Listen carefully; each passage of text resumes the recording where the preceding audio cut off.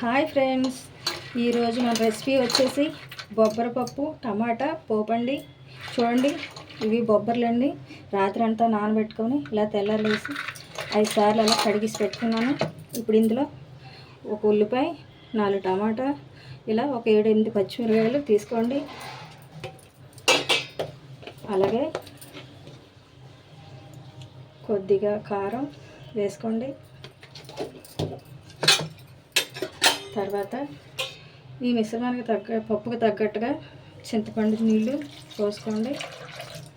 ఇప్పుడు దీన్ని శుభ్రంగా ఒకసారి కలిపిస్తాను.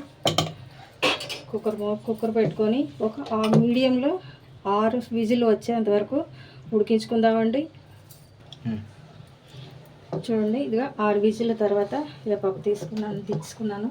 ఇప్పుడు పోపు పెట్టేసుకుంటున్నానండి.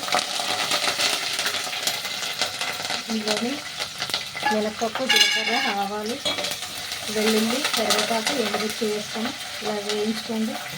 ఇది వేయించుకునే లోపు ఇప్పుడు దాంట్లో ఈ పప్పులో తగినంత ఉప్పు వేసుకొని దీంతో కాస్త ఇలా స్మాష్ చేసుకోండి. అంతేనండి, ఎక్కువగా సమయం పడవసరం లేదండి. చూడండి, పప్పు చక్కగా ఉడికిపోయింది. ఇప్పుడు ఈ పప్పుని పోపు పెట్టేసుకుందామండి.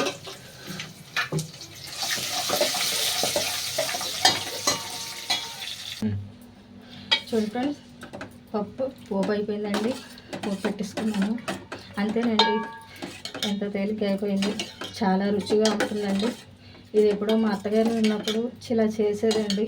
ఆ వంటకాన్ని ఇప్పుడు నేను చేశానండి. ఇన్ని రోజులు తెలియలేదు బొబ్బర్లు మనకి ఇక్కడ స్టోర్స్లో దొరుకుతాయని. Thank you for watching. Please subscribe my channel.